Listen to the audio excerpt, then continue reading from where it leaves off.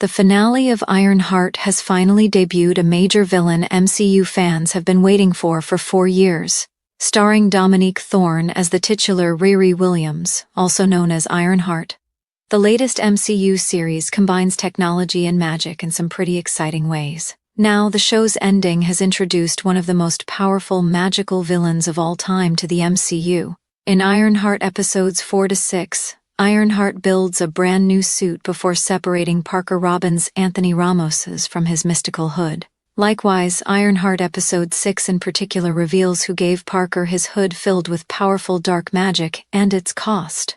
Rather than Dormammu, as in the original comics, Ironheart finally introduces Mephisto, one of Marvel's most powerful villains, who has been anticipated since the dawn of MCU shows on Disney+. Back in 2021, WandaVision was the first ever MCU show on Disney+, filled with mysteries, secrets, and dark magic, with the introduction of the witch Agatha Harkness and Wanda Maximoff embracing her full potential as the Scarlet Witch. The MCU fandom was full of exciting theories as episodes dropped weekly. With that in mind, it does make sense why Mephisto became such a hot topic of theory and speculation during WandaVision's release. Seeing clues in everything from hidden 666 seconds to offhand references to demons, many MCU fans were convinced Agatha was working with Mephisto in WandaVision, only to be proven wrong by the finale. Although theories persisted for years, the first official mention of Mephisto in the MCU did not occur until 2024's Agatha All Along, which included rumors that Agatha's son might have been an agent of Mephisto. However, Mephisto himself was nowhere to be found. Mephisto makes his MCU debut in Ironheart episode 6, Parker Robbins' benefactor. Finally, Mephisto makes his on-screen debut in the MCU in Ironheart episode 6. Although the show makes a dark dimension, the villain who gave Parker the hood in the comics, Mephisto, is revealed to be the hood's actual dark magic benefactor in the MCU.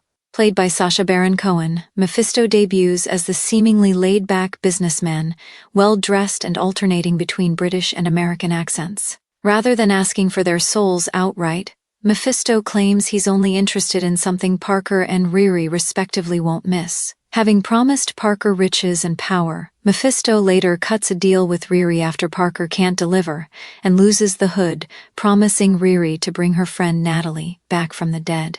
Sure enough, Riri is shown with the same growing black cracks on her arm that Parker's hood had on his back. During his meetings with both Parker and Riri, Mephisto also made references to many of his other clients, allegedly including all the names on the Forbes 100 richest list, and even the Beatles' Ringo Starr.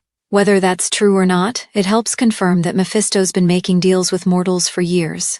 This aligns with the comics, where the acceptance of Mephisto's contracts primarily binds his immensely powerful dark magic.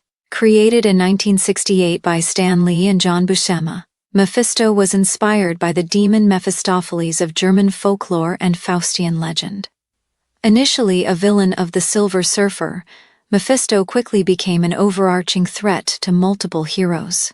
In current Marvel comics, Mephisto is a supernatural demon lord who thrives on making deals with mortals and claiming their souls, relishing his existence as he plays on human fears that he's the devil. Among his many nefarious dealings, Mephisto was the one who tied the spirit of vengeance to Johnny Blaze, creating Ghost Rider.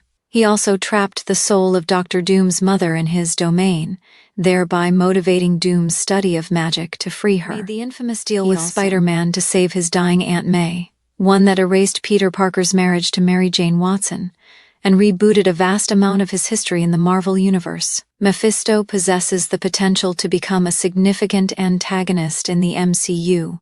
Dr. Doom is going to be a very exciting addition to the MCU, set to appear in Avengers, Doomsday and Secret Wars, played by Robert Downey Jr.